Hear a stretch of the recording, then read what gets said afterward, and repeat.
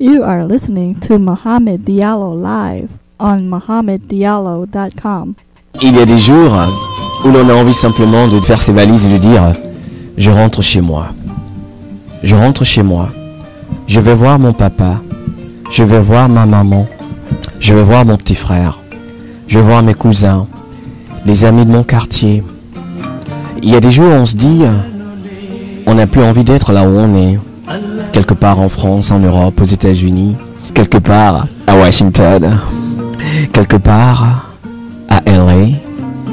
Il y a des jours où, en tant que jeune Africain, en Occident, on se dit, mais dis donc, pourquoi est-ce qu'on est ici? Il y a des jours où on a simplement envie de rentrer chez soi et de vivre cette vie tellement simple, pas compliquée, où tout est simple. Comme Salif, qui rend les choses simples quand on l'écoute. Vous êtes sur la voie de l'Afrique, Seydou.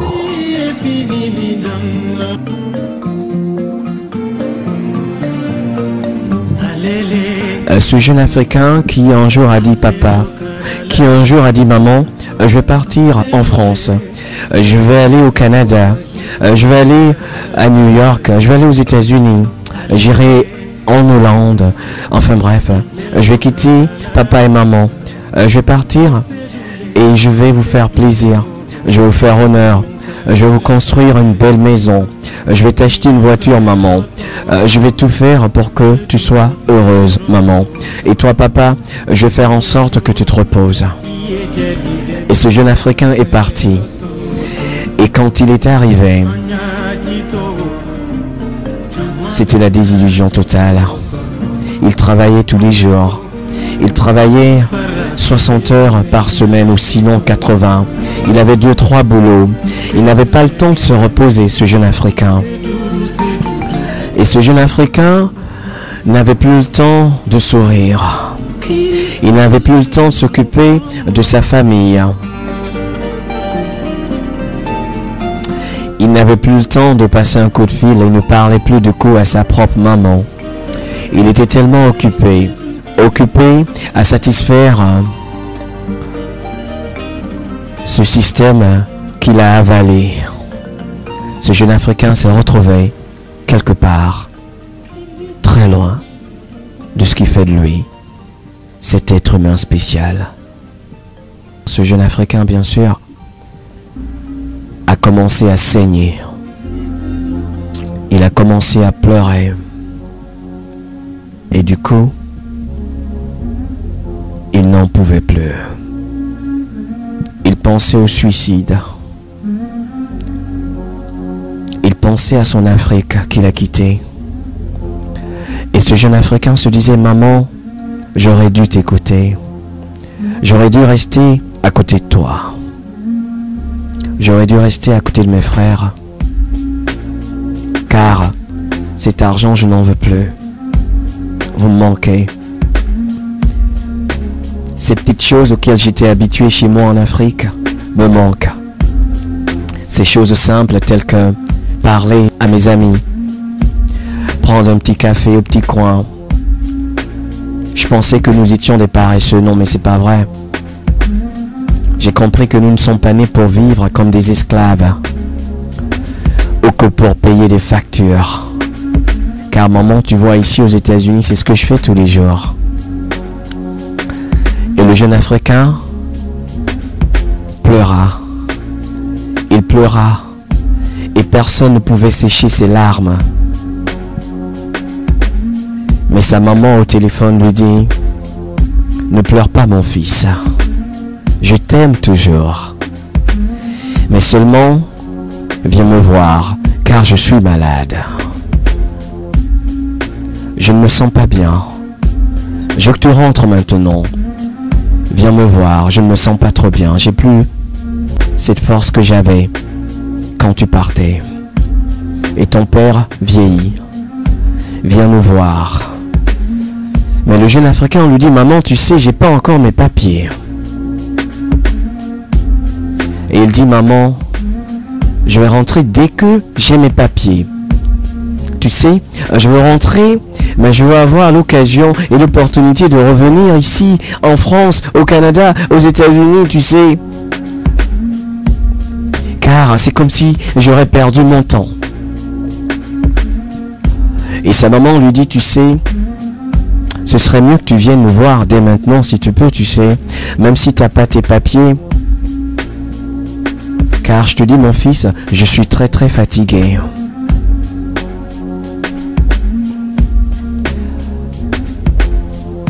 Et le jeune Africain dit, maman, je viendrai dans 6 mois, c'est promis, car j'ai un rendez-vous à l'immigration. Je suis sûr que je vais avoir mes papiers, car tu sais, j'ai épousé cette jeune femme. Elle est américaine, elle est française, elle est hollandaise, elle est suisse, elle est canadienne de naissance. Et je vais avoir mes papiers, mais tu sais, on sait, mais c'est l'amour vrai. Et je vais avoir mes papiers, et comme ça je viendrai te voir, maman, dans 6 mois, c'est promis. Et ainsi le jeune Africain prit congé de sa maman. Et quelques mois plus tard, un coup de fil au milieu de la nuit. On le réveilla et on lui dit que sa maman était très très très malade et qu'il fallait qu'il rentre urgemment. Et le jeune Africain, tout de suite, à 2 semaines de ce rendez-vous d'immigration, se dit, à quoi bon, il va rentrer, sa mère est très malade, il n'a pas le temps, il va y aller lui. Et il prit son avion, il dit au revoir à sa femme et se rendit en Afrique. Et quand il arriva, on lui dit que sa maman était partie. On lui dit que sa maman n'était plus. On lui dit que sa maman l'a quitté. Et le jeune Africain était du coup inconsolable. Le jeune Africain ne savait plus quoi faire. Et il pleura. Et du coup, il pensa à ce que maman lui avait dit. Maman lui disait, viens me voir, mon fils, il y a seulement 4 mois. Et il voulait attendre de régulariser sa situation. Mesdames, messieurs, vous êtes sur la voie de l'Afrique. Soir ici, Kouyaté, Kandia, Sori. C'était en 1970. Mohamed Diallo pour vous servir. Va voir tes parents, mon frère.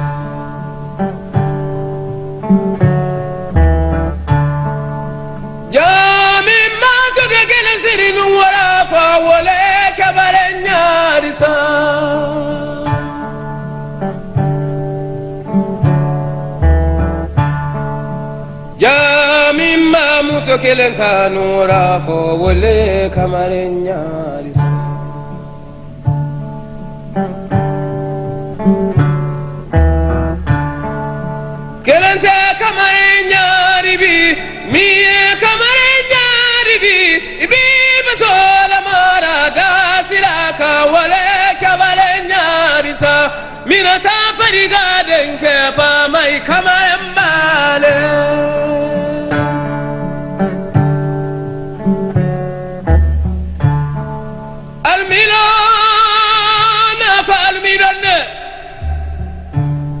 almilone trusa kun kono no alumilo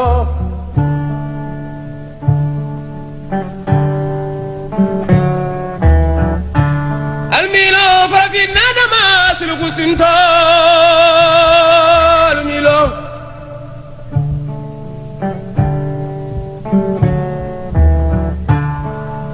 almilone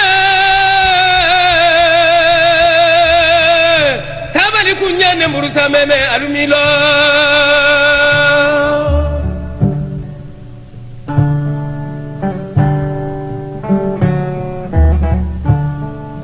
almilone farafina tele farasenja almilo mumeke wala kala yotolonila almilo almilo farafina donin tenkumba